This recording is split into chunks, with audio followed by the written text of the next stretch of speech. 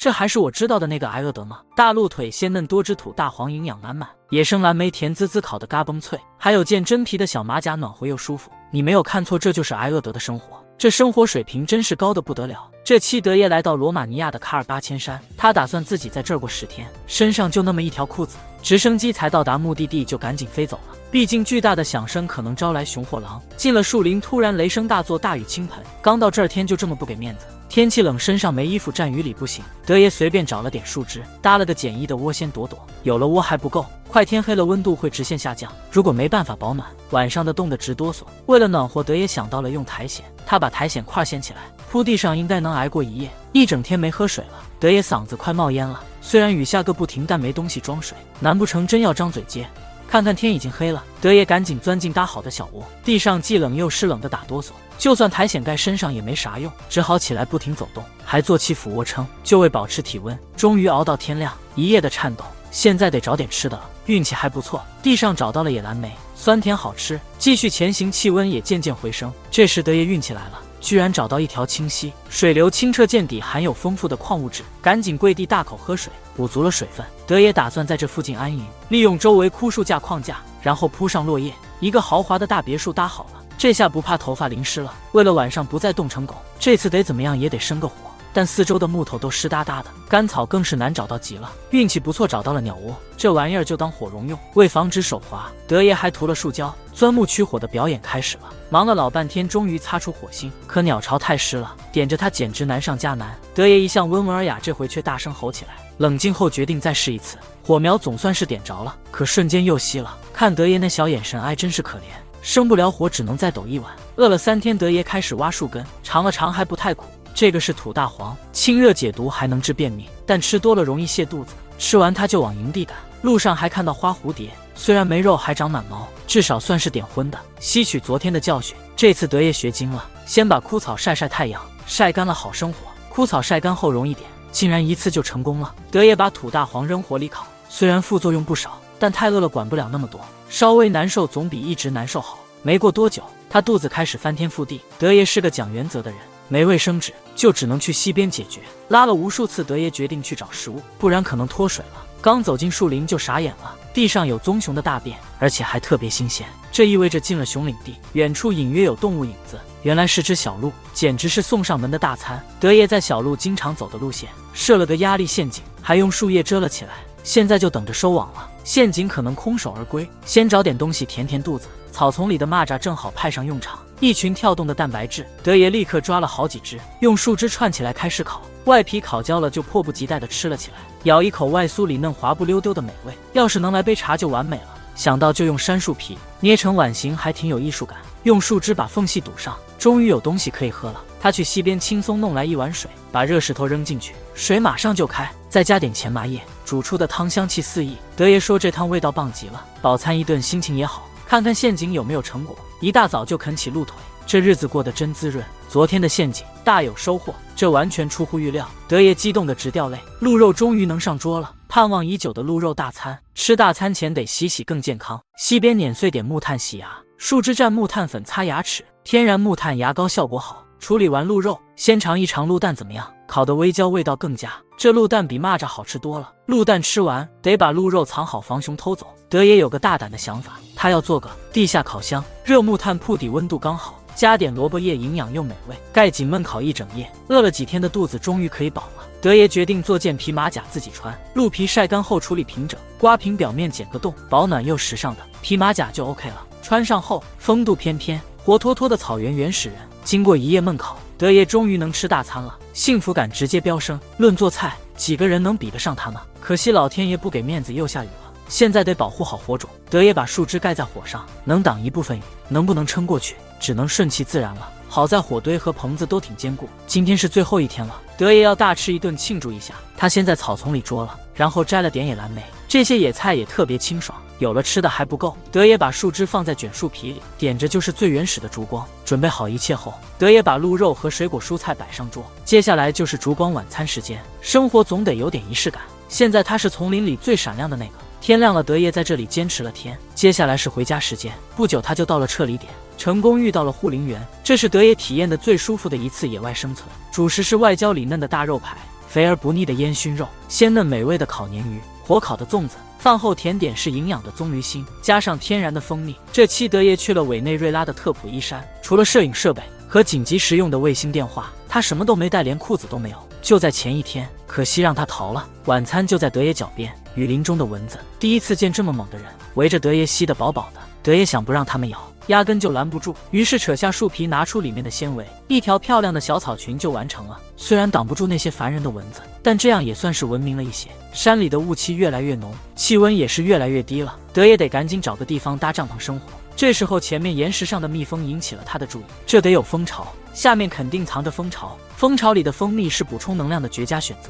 德爷赶紧移开石头，哇塞，里面真是应有尽有，不止蜜蜂，还有毒蛇和一窝蝎子。但有了蜂蜜，这些都不算什么。德爷迫不及待扒了一块蜂巢，马上就开始吸蜂蜜，香甜滑嫩，还能拉丝呢。开始的时候就享受到了这波美味，看来这回能打破饿肚子的魔咒了。然后他继续前行，前面突然出现了一条河，靠近水源扎营是最理想的。沿着河流继续走，终于找到了一个比较平坦的地方。言归正传，德爷迅速开始搭建棚子的架构。正忙着的时候，天公不作美，突然下起大雨。这场大雨严重拖慢了建设速度，到晚上棚子还没搭好，所以德爷只能在雨里挤一宿。夜里冷得他直哆嗦，全靠意志力撑着，熬到早上。德爷来到河边，俯身喝了几口山泉水，然后又开始忙碌起来，找来芭蕉叶放在棚子上。这样一来，小别墅就算是出炉了。下一步是生火，可这儿的材料都湿透了，德爷只好四处找可以点火的东西。进了森林，德爷就尝到了一块纯天然的野生蜂蜜，看来他这趟的伙食还不错。棚子搭好了，现在得找火种材料。这时候前方出现了个大瀑布，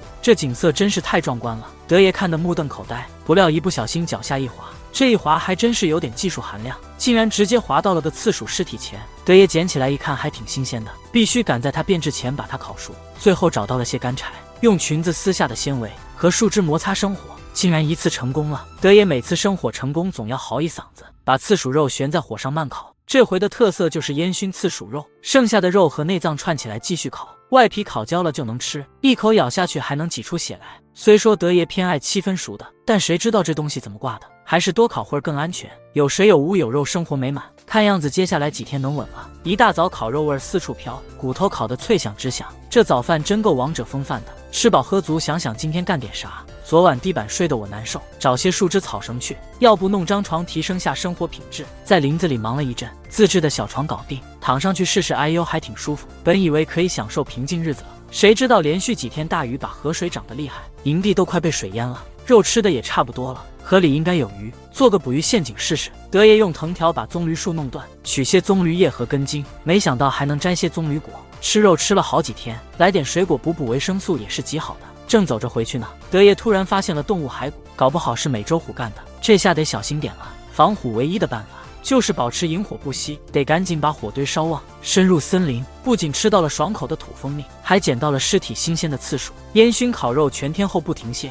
这次德爷有点得意忘形了，2、3天就把肉吃光了。接下来只能去捕鱼了，把棕榈叶根茎劈开，编成个漏斗形状，这样一个简易的捕鱼器就做好了。睡意终于战胜了饥饿，德爷决定先眯会儿再说。早上起来把捕鱼器扔河里，但捕鱼效果没那么快，不能就这么饿着等吧，万一这河里的鱼太精了，啥也捞不到。德爷决定下河先摸点什么充饥，然后他在河底找到了块原木，里头还藏着几只螃蟹，可河水太急，抓起来真费劲，结果啥也没捉到。那一刻德爷估计后悔没少吃点肉，接下来只能饿着肚子等了。第二天一大早，德爷就跑到河边，捕鱼器里终于有条小鱼，但就拇指那么大，这点东西连牙缝都塞不满，他还得找更多的柴火和食材。路上还发现了美洲虎的粪便，德爷可比不上武松，只好赶紧往营地跑。找食材没找到，德爷只好把小鱼串起来随便烤烤，然后一口吞下，根本没来得及尝味道就没了。突然他想起来，他把刺鼠内脏留在河边了，然后就跑去河边看看，内脏已经腐烂了，可是孵出了不少蛆，这些就是现成的蛋白质。德爷赶紧打包带走，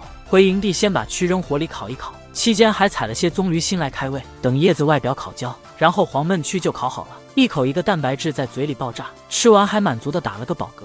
终于熬到第10天，德爷打算检查下捕鱼器，没想到最后一天还捞到2条大鲶鱼，这算是个美好的结束。回营地就把鲶鱼串起来烤，烤好的鲶鱼鲜美无比，连鱼刺都不想扔，要是撒点孜然味道更佳。吃饱喝足后，远处传来直升机声，这趟旅程净吃肉，连放技能的机会都没，没诱饵怎么野外捕鱼？这男人灵机一动，决定用自己腌了8天的衣服当诱饵，按他说的，这个绝对能吸引鱼上钩。本期德爷要挑战婆罗洲的热带丛林，啥工具都没有，连头发都没有。为了对付丛林里那些恶劣的环境，出发之前他还跟当地人学了不少生存的小技巧。学得差不多了，德爷才独自一人深入丛林。越走越感觉路变窄了，前面还出现了个好陡的坡。看到这种情况，德爷可不想硬上，只好老实绕路了。而现在距离太阳下山只剩3小时，他要赶紧找水源和避难所。丛林里的路走起来真不容易，更别提德爷还是光着脚，得小心脚下，小心别踩到荆棘或尖锐的东西，所以走得并不快。看脚上那些蚊子，说明离水源应该不远了。但这滩水看着并不怎么样，因为它一点也不流动，死水里常常藏着细菌和病毒。为了身体健康，德爷决定忍忍再找下一个水源。突然他就停下脚步，竖起耳朵细细听，然后很确定地说：“前面有水声。”这下水的问题解决了，接下来要做的就是找个住的地方。骄傲的德爷可不想和那些咬人的动物睡一起，可是时间已经不多了。看到这棵粗壮的大树，德爷心里有数了。清理地面的时候，发现这已经是蚂蚁的地盘了。大度的德爷决定让位，再找别的地方。找了个风水宝地后，德爷动手了，决定搭个球顶式帐篷。先把小树弯曲，用藤蔓捆起来，然后用棕榈叶盖上。搭好住所之后，他才想起来今天还没喝水呢。幸好水源近在咫尺，赶紧跑到小溪边，趴下就猛喝起来，真是太爽了。到了晚上，这里的蚊子特别凶，咬得他浑身是包。第二天，满身大包的德爷把生火排在了日程的首位。有了火，既能吃到热乎的，还能把蚊子赶跑。收集完铁板，他就开始弄生火工具。钻木取火是德爷的强项，可这潮湿的环境真是头一次碰到，他累得半死，也就冒出点烟。火星子一个都看不见，德爷一憋气就躺地上了，真是倒霉上加倒霉。这时候他的脚掌还受了伤，没能补充卡路里，感染风险肯定会增加，所以德爷决定先找点吃的。这可是丛林里的大蒜，直接挖根部就能吃，虽然不能饱肚子，但能解馋。德爷又看向了棕榈树，表面全是尖刺，可棕榈心真是个好东西，费点力气也值得。看德爷吃的那么香，简直爱不释口。刚才那些全是碳水，想要真正吃饱，还得找点蛋白质。德爷在树枝里找到了一只虫子，这么可爱的当然是一口吞了。补充了卡路里的德爷回到营地，准备再试试生火。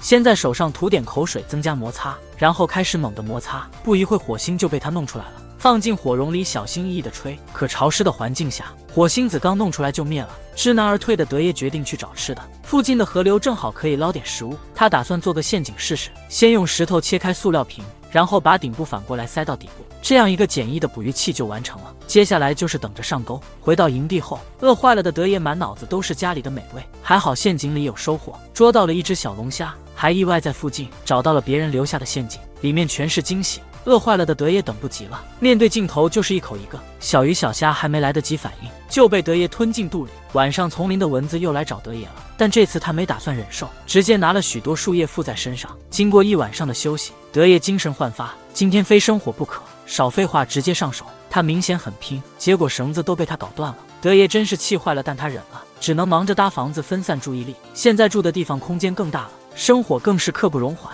还好坚持中会有回报，这回火一点就着了。德爷的阴霾一扫而光，看着火堆激动得不得了。有了火，生活完全变样。他终于喝上了4天来的热水，还享受了外焦里嫩的炭烤河鲜。到现在为止，德爷的生存条件已经够用了，下一步就是提升生活质量。他打算远足一番，为了不迷路就沿溪流走，下了山坡，惊见一道瀑布，下面还有个小水潭，这免费的澡堂怎能错过？洗完头发亮晶晶的就回去了。在丛林要生存，寻找食物是必修的每日课。德爷路上发现了动物脚印，看来是小鹿留下的。这一看德爷都激动了，来这儿以来，每天不是吃河虾就是螃蟹，吃的都想吐了。他赶忙布了个陷阱，确保陷阱能用，还得做个模拟测试，确认没问题后就走了。裸脚走了几天，伤口更疼了。为了保持干净，他打算做个吊床，避免接触地面，这样病情可能会好转。德爷找了许多藤条做绳子，然后手工编织，把2头绑紧在树上。虽然躺上去不算舒服，但绝对够潮。在丛林里生活，德爷要么在找食物，要么在去找食物的路上。这屎壳郎他看了好久，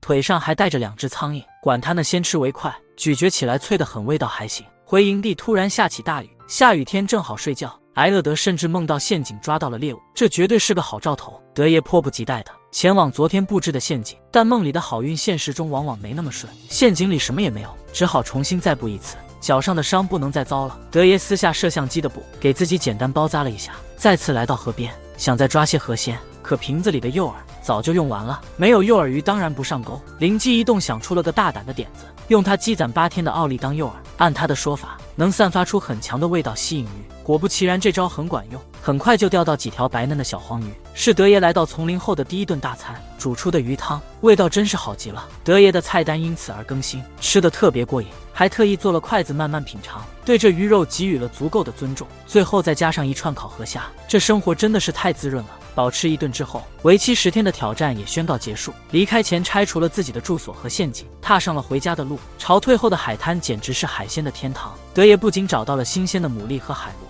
还抓到了一只寄居蟹，光是看看都让人直流口水。下一站，德爷挑战澳大利亚西海岸。出发前去拜访了当地的土著居民，土著大妈看他可怜，给他全身涂上了赭石颜料，希望这样能保佑他平安。然后德爷坐上快艇前往目的地。这地方年年被阳光烤得很厉害，气温常年都超过40度。按老规矩上岸前回到了原始模式，红彤彤的一身肤色开始新的挑战，脚下全是奇形怪石。德爷首要的是一步高地观察地形，先不说求生，这美景让德爷都忍不住啧啧称奇。但现在明显不是欣赏的时候，当务之急是找到可饮用的水源。远处的峡谷看着就是个好去处。定好路线后，德爷就提着摄影机一步一趟的出发了。头顶的阳光特别猛烈，热的德爷汗流浃背，要是补水不及时，很快就会感到身体要脱水了。运气还不错，快速找到了一潭死水，水看着不太清澈，但德爷也顾不上那么多了，直接用手捧起水来大口喝了起来，感觉还挺新鲜的。接着直接把脸埋进水里，痛快的大口大口的喝。补足水分的德爷走没几步，就找到了今晚可以露营的地方。这儿有树荫遮阳，前面的石头还能防护海里的鳄鱼，对这地方很是满意。基本的生存问题算是解决了，下一步是提高生活质量。看到身边的植物，德爷打算先做条草裙，毕竟赤条条的太不安全，不穿点什么总觉得不妥。巧手一边，很快就把草裙穿上了。看德爷这草裙舞跳的还行，现在就差弄点吃的了。趁太阳还没完全落山，他又赶回海边寻找食物。潮退后露出了许多礁石，这礁石上满是牡蛎。德爷虽然不怎么爱吃牡蛎，但现在容不得他挑食了，拿起石头就敲了一个，把里面的肉直接吃了。因为牡蛎小，德爷费了好大劲儿才吃饱。抬头一看，太阳都快下山了。德爷外表稳如泰山，心里其实是急坏了。看着太阳慢慢西沉，周围一片漆黑，没想到居然迷路了。可能是身上的赭石颜料有功效，最后还是顺利找到了营地。不过已经没时间搭帐篷了，只好将就着在地上睡一觉。早上醒来的德爷发现身边有惊喜，旁边躺着一只被压扁的老鼠，但他没有兴趣吃这个早餐，还是把它扔到了远处。昨天的牡蛎吃得很爽，今天的计划是过这片海滩，达到对面的红树林。早晨的沙滩特别软，德爷一步一个坑，好像要陷下去，但发现沙子还有别的用处，就是可以当防晒，就把沙子往脸上一抹。有了这层防保护，德爷心里踏实多了。很快就走到了平地上，到处找找看。虽然啥美食没捞到，但他捡到个鱼漂，还有个能装水的塑料瓶。德爷收获满满的赶回去，走着走着发现个大水潭。天这么热，谁不想好好游泳一番？一番确认安全后，德爷就架好摄像头走进水里，游着游着享受美景真爽。玩够了，德爷开始忙正事。他从附近的树上剥了些树皮当床垫，再垫点枯草，今晚就能睡个好觉了。睡了一宿，德爷精神倍棒。现在有了运水工具，他打算找个更好的地方扎营。德爷看中了海边的高地，这儿找吃的方便，还能看海。先搬来石头堆成墙，然后用树枝搭屋顶，一间海边小屋就成型了。正当忙活时，发现自己的水瓶漏了，没储备水可不能离水远远，荒野中脱水可大事，所以今晚搬新家计划暂停。饿了一晚上，德爷精神不佳，但冒险还得继续。德爷把希望放在鱼漂上，想生火烧个洞存水，方法总比问题多。他用树枝做了个木钻，就开始摩擦生火。摩擦生热，这是他老手了。很快火星就被他弄出来，有了火干活也顺手，一个洞戳出来。德爷迫不及待地用来装水，水声咕噜咕噜的，这声音就像开启新生活。最后从藤条编织绳子，背着生命之水上路。海边的路远且艰难，身上还带着重担。坐下来后，他才发现脚被割伤了，但对新家的期待让他忘了疲劳。他又开始搬火种，有了火才能吃到熟食。忙完这一切，德爷躺下来大口喝水，心满意足，看起来辛苦没白费。德爷搬进别墅超开心的，不过现在得先解决吃饭问题。退潮后的海岸就是海鲜的乐园，他找到了新鲜的牡蛎和海螺，还抓到了一只寄居蟹，光看就让人馋得流口水。海鲜烤好之后，德爷迫不及待，直接把寄居蟹塞进嘴里，然后目光又转向其他海鲜。这海鲜大餐吃得真过瘾，德爷吃得饱饱的，今晚睡得特别好。新的一天又开始了，简单的资源已经不够看了，他打算出去钓鱼改善伙食。先找了根木棍，没刀就用火把前头烧了，在石头上磨尖。俗话说功夫生铁杵磨成针，小木棍磨尖还不容易吗？德爷满意的拿着带着自制的鱼叉走到海湾，开始原始捕鱼模式。头顶太阳，脚踏软泥，努力了一番还是空手而归。现在正是炎炎夏日，德爷打算向南走，脚底的伤让他走不动，只好先回家休息。德爷休息了一会，在家附近发现了猴面包树，树上果实挺多的，把外壳敲开，收获了些坚果，吃了一部分，剩下的拿来烧烤。为了让坚果更香，他还收集了些海边的海盐，用牡蛎壳做锅烤了盐烤坚果。看德爷那满意的小样，一口接一口吃得嘎嘣脆，吃完喝足，他心情也高涨了，又去海岸线找资源。德爷这回搞到了鱼线和鱼钩，下一步就是大展身手钓鱼去了。先捡了几个海螺用来当鱼饵，选了个钓鱼的好地方坐下来。可是那太阳真不是盖的，德爷有点坚持不住了。就算找了个树荫，心里那火气也是降不下来。钓鱼真是个考验耐心的活计，今儿个德爷就是耐心不足，看着那些在崖底自由游的鱼，没一条上钩，德爷心里挺没劲的，只好跳进水塘洗个澡解解闷。快结束这次求生之旅了，这回虽然吃的一般，能活着回家已经很知足了。远处传来飞机的轰鸣声，德爷也得准备撤离这里了。这是过得最紧张刺激的10天，不只是和狒狒争地盘，还要小心别成了河马的午餐。这次德爷来到非洲的荒野博茨瓦纳这地方，还没正式开始挑战，就从当地人那里听到了不少危险的事，所以得赶紧抓紧时间学些防身的生存技巧。前往挑战的路上被芦苇和纸梭草围着，唯一的出入口是河马闯出的小路。刚踏上岛，德爷就捡到块骨头碎片，这说明这里曾经发生过厮杀，荆棘到处都是，每走一步就扎一脚，脚已经是伤痕累累。周围也没找到适合做鞋的材料，不过在水边发现了纸梭草。德爷不敢在鳄鱼常来的水域停留太久，快速收集好材料就换了地方，迅速用纸梭草给自己做了条草裙。现在得找个合适的地方扎营。找了半天后，德爷决定就在一棵大树旁扎营，茂密的枝叶可以遮挡烈日，当然更重要的是方便观察动物动向。这棵树歪歪扭扭的好爬，在这野兽横行的荒野里，没火可真熬不过一夜，所以德爷得赶在天黑前把这事儿搞定。营地旁边他找到了象粪，里头细纤维多，点火绝佳，再搭上干棕榈叶，钻木取火对德爷来说易如反掌，动作流畅的就像排练过似的，一下子就成功了。高兴的拿起摄像机记录这刻。天渐渐黑了，没时间再搭个棚子了，德爷只能夹在2火堆中过夜。四周怪声不断，吓得他都快神经质了。清晨，德爷疲惫的醒来，树梢突然来了个不速之客，是只会攻击人的狒狒，还在那儿嚎叫，这是在标示地盘的原始方式。德爷看了觉得受了侮辱，狒狒没见过这阵仗，吓得赶紧逃了。德爷满意的笑了，这下大家都知道谁是老大了。他还捡到战利品，一大把山竹果，小小的但味道挺好。为了更舒服的生活，德爷出去找吃地了。来到一片空地，一片草地引起了他的注意，原来都是尖刺草，踩上去3步就得瘫了。德爷决定做双鞋，谁愿意赤脚踩在满是刺的地上？条件虽然限制，只能用蒲葵当鞋底，在上面钻几个洞，用树皮绳穿过，环保的凉鞋就做好了。新鞋让德爷在尖刺上走得稳当。然而接下来看到的一幕很震惊，狒狒的尸体躺在荒地上，只剩骨头腐烂的厉害，还有一股恶臭。更恐怖的是附近发现了猫科动物的粪便，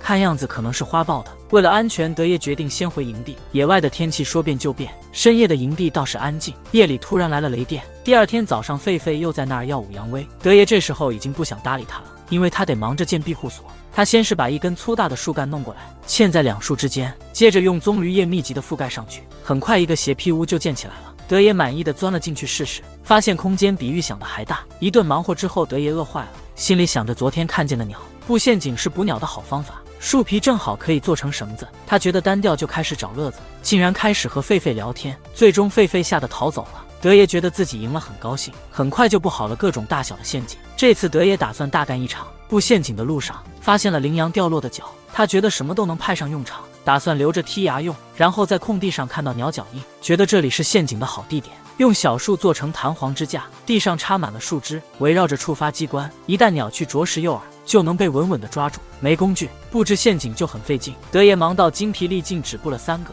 太阳快下山了，德爷只能先回营地，看来今晚又得饿肚子了。德爷出门找吃的心情超低落，这已经是第5天没吃东西了，周围的食物看着多，可就是吃不着，真难受，只好弯腰捡起地上的开始腐烂的无花果，里面还有只小虫，这下可算捡到宝了，不止补维生素，还加蛋白质了，这点小东西也就凑合凑合。德爷没拿到吃的就去河边解渴，希望能稍微缓解一下饿意。突然一声怪响吸引了他，水里一块地方波动的厉害，水里的鱼儿疯狂跳动，这正是德爷猜这可能是鳄鱼觅食，看着到嘴的鱼就这么没了。德爷郁闷得很，也不敢贸然行动，只好灰溜溜的回去。德爷饿得肚子咕咕叫，现在只能指望那些陷阱了，希望能捉只大鸟来改善伙食。不过好运似乎第1天就随着火把用光了。每个陷阱都是空的，鞋子经过几天跋涉也彻底报废了，没鞋子几乎走不动路，他只能先回去休息。德爷重新出发，这次换条路线找食物。很快他就发现了蜂巢，饿坏了的德爷真想直接伸手抓蜂蜜，但他还是强忍住了。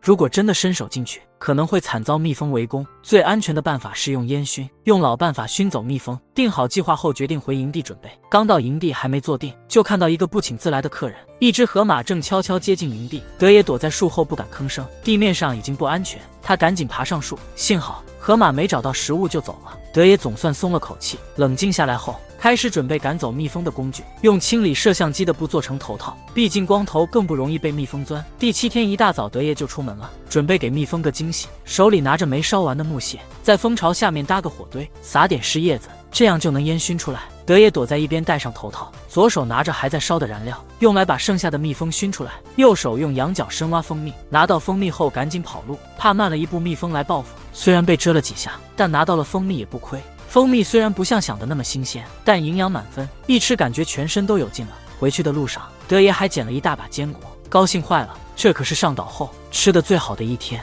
转眼已是第10天，临走前跟小弟告别，回想这10天饿了9天，简直不如动物。最后德爷坐上回家的直升机，决定再也不来这种地方。非洲的草原资源丰富，德爷找到了甜甜的野果，还吃了8斤的烤鱼。有空的时候他就跟动物互动，日子过得舒坦极了。出发前德爷信心爆棚，啥工具头发都没带，就这样要在这生存10天。草原上的德爷特别显眼，非洲正午的阳光特别猛，晒得头皮发麻。现在要紧的是找水，好在远处有湖，但得走7公里，过2座山，德爷只能一步步来。很快发现了动物的小路，这意味着附近可能有水源。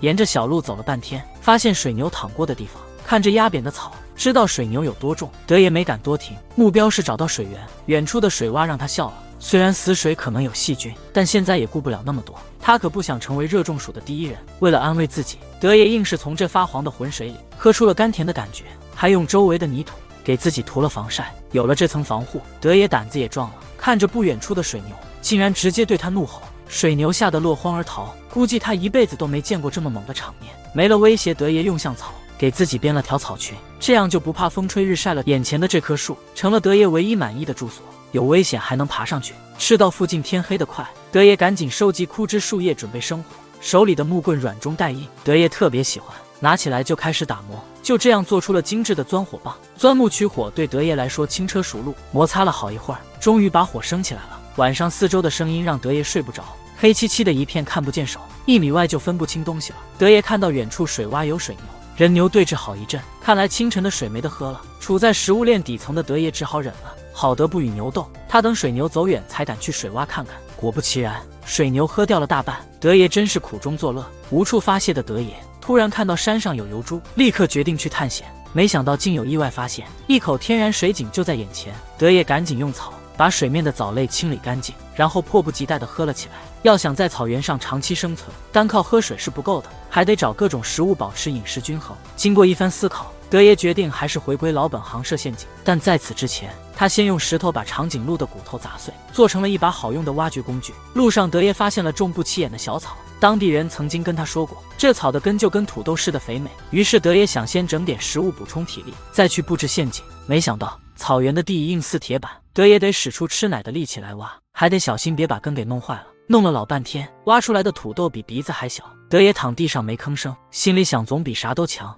看这几个小土豆挺逗的，这就是今天的午饭了。扔火堆里烤起来，一会儿功夫就烤好了。咬一口外酥里嫩，还挺好吃的。看来那劲没白费。第3天，德爷一大早就起了，准备到湖边找点蛋白质。走前，德爷抹了防晒，还得先喝够了水。另外，他还准备了个半燃的火把。走了6小时的大路，终于眼前一片水域。德爷忍着没扑进去畅饮，先得把火给升起来，然后才小心靠近水边。这儿明显是河马的小路，德爷找了个安全点，大口大口的喝了个痛快，奖励自己一番。又摘了些树上的野果，美味的想象不到，连带树枝一起摘了，补充了些卡路里。要赶在天黑前把营地搭好，这些带刺的灌木正好可以做防兽围栏。德爷对这个挺满意。第4天一大早，德爷准备去侦查周围，先是在水边找到了一只晒太阳的河马。河马见人就钻水里，然后好奇地看着这个只穿草裙的男人。德爷有点不好意思，转身就走了。德爷发现了堆里果仙人掌，满树都是果子，但仙人掌满是尖刺，果子上也有细毛，摘的时候得小心。先挑了3个下来，然后就地开吃，味道像奇异果，又营养又解馋。德爷吃的还没过瘾呢，顺带做了点野草沙拉。这些天一直就是野草野果的日子。德爷突然想起，他最初的计划其实是去打猎的。他开始用树皮做绳子，这活他可是挺熟的，不一会儿就搞定了几个圈套。到了预定的地方，用弯曲的树枝做了个弹簧支架，地上铺了一圈树叶和枝条，围成一个圈套中的诱饵，一有动静，绳套就能迅速收紧。但光靠一个陷阱肯定不行，德爷还想捉点水里的生物，于是他找来了一大堆木棍，打算制作一个陷阱。这种陷阱他以前做过好多次，对这手艺很有信心，现在就等着美食上钩了。可是2天过去了，陷阱里啥也没捉到，只好继续吃野果填饱肚子。饿得不行的德爷躺着省力，越饿越想吃，越想越饿，忘掉这是最好的办法，就是找点事干。于是他决定随性的去旅行一场。草原上微风轻轻吹过，周围还有野生动物随意走动，这景色真是太壮观了。但德爷没打算靠近，因为远处有群大象在觅食。这次德爷真的赚到了，不但能近距离观察，还不用花钱。看过之后的德爷精神上得到了极大的满足，但回到现实还是得解决饿的问题。捕鸟的陷阱还挺完好，德爷只好把希望放在捕鱼陷阱上，兴奋地大叫一声。他捉到了一条想逃的大鲶鱼，这大家伙能吃好几顿呢。凭男人的直觉，德爷觉得里面还有货，果然又是一条大鲶鱼，激动的心情真的难以言表。但德爷没打算一次吃掉，把一部分做成了熏鱼干，为接下来的挑战做准备。另一条就地烤来吃，虽然没加调料，但味道真不错。德爷一口接一口，满嘴油光。转眼已是第10天，德爷的这次挑战也告一段落。随着直升机的降落，他满载成就感的离开了。这期德爷的伙食简直太豪华，主食是香喷喷的外焦里嫩烤肉，还有超级好吃的果肉馅大饺子。饭后甜点是免费的仙人掌果，真要渴了直接来杯陈年老坛死水。终于甩掉了挨饿得的标签。今天德爷的挑战地是索诺兰沙漠，这里气候炎热，人迹罕至。当地人一听德爷要自己一个人挑战，马上就唱了首祝你好运来祝福。德爷还说自己连头发丝都不带，这可咋行？当地人急忙拿来祖传的好运项链戴上它，德爷只得接受这份满满的祝福进入荒野。谁知正午的阳光超级刺眼，额头直接是汗流浃背。此刻他只想找个凉快地方喝水源，幸好路边有许多木豆树，树上的小豆荚甜美可口，正好作为走路时的小零食。走了半天连点水影都没见，真是把德爷累坏了。他就找了块背阴的大石头坐下，但光坐着也解决不了问题。德爷索性利用石缝里长出的龙舌兰来做裙子，可以不喝水，但得跳舞。就这么等到日落，德爷这才真的舒了一口气。可日落也意味着天黑就要来了，所以赶紧生火才是当务之急。新地方得用新办法生火，德爷不再用老办法钻木取火，而是换成火力法。沙托百合的茎秆正好用来摩擦生火，德爷虔诚地跪在地上，快速地摩擦2根沙托百合，效果马上就出来了，火星很快就擦出来了。然后放进火绒里轻轻一吹，一下子火就燃起来了，这保证了今晚的温暖。到现在还一滴水没喝，又到晚饭时间了。德爷抽空摘了点仙人掌果，这果子水分足，能稍微解渴，吃着就像是黏糊糊的小黄爪。随着夜色渐深，德爷也不想搭帐篷了，就用收集的杂草铺地。将就过了第一个夜晚，趁早上还清醒，德爷环顾四周，开始详细分析周围的地形。那些深绿的树表明内有山沟，山沟里可能藏着水。德爷信心满满的穿过密林，结果发现山沟里全是沙子，现在只能把希望寄托在最后一个山沟。远远就看到蜜蜂和黄蜂忙碌，德爷摸摸下巴，感觉有戏。走近一看，哇塞，如果有密集恐惧症的话，可能直接晕过去。口渴难耐的德爷顾不得多想，直接挪开浮萍，狠狠地喝了起来。这回德爷不只是饿肚子，还得跟蜜蜂抢水喝。水边一只蟾蜍正盯着德爷，这沙漠中的蟾蜍体型大，皮肤却有剧毒，吃了可能会引起严重幻觉。德爷只好放弃这个想法。打败德爷的竟然不是饥饿，而是那毒辣辣的太阳。饭能不吃，但脸可不能晒伤。德爷捡了几块含矿物质高的石头，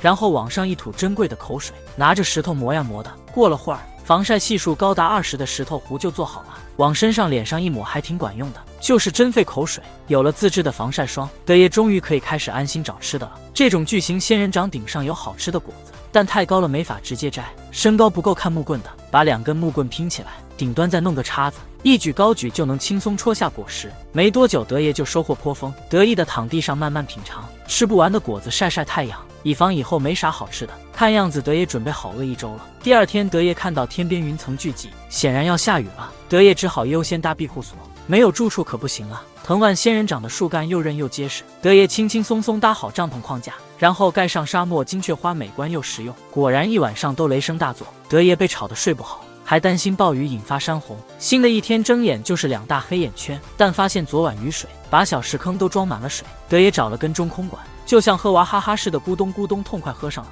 喝完后还搬来石头盖上防水分蒸发。好几天没吃上肉的德爷打算去捕个猎，在通往水源的独一无二的小路上布置了个套索陷阱，当动物经过那狭窄的通道时，套索就会紧紧地勒住它。德爷还布置了一种古老的派尤特式捕兽陷阱，用2根平衡木撑起一块大石头，绳子用来把木头绷紧，还有第3根木棍触发，上面挂着诱饵，一旦有动物去触碰食物，就会触发机关被石头砸住。到今天为止，德爷已经饿了整整1周了，但他相信眼前的这个场景绝非幻觉。他用来盖住水坑的石头居然被移开了，这说明这动物不小。但德爷还是想看看昨天布的陷阱，打算先去检查一下。没想到10个陷阱9个空，还有1个被毁了。看来今天还得继续忍饥挨饿。没食物没水，德爷竟然还辛勤画画，原来是因为他发现了一个洞穴，崖壁上还有一些栩栩如生的壁画，上面画的是各种动物。德爷猜想仙人们是想通过画来偷取他们的灵魂，以此来祈祷打猎顺利。受此启发，德爷打算也把自己想吃的动物画在石头上，来吸引他们。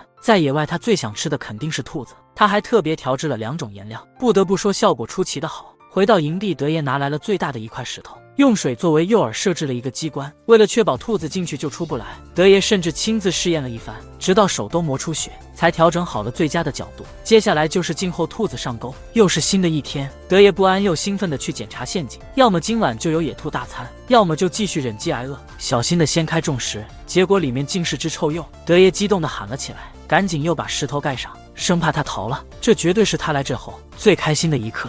没想到最后一天能有这顿大餐，先把臭鼬拖出来砸晕，然后蹲着剥皮，最后串在木棍上烤。肉终于有了，德爷决定再做点配菜，收集了不少木豆树豆荚，把它们磨成粉，加点水揉成面团。这要有耐心，反复揉才能更筋道。德爷心情好，做了5个小面团，面团里包上仙人掌果，直接扔进篝火烤。果馅大饺子做好了，加上烤臭鼬，德爷忍不住连骨头都想吞。先是烤肉，后是大饺子，终于不用再饿肚子。吃饱后天就下雨了，德爷一点也不介意，雨中转圈圈真开心。回到岩洞，德爷静了下来，在荒野流浪的他突然想家，忍不住眼泪，睡一觉大多都能好。第2天，德爷把自己拾掇了一番，回家的直升机准时到，他终于能回他挂念的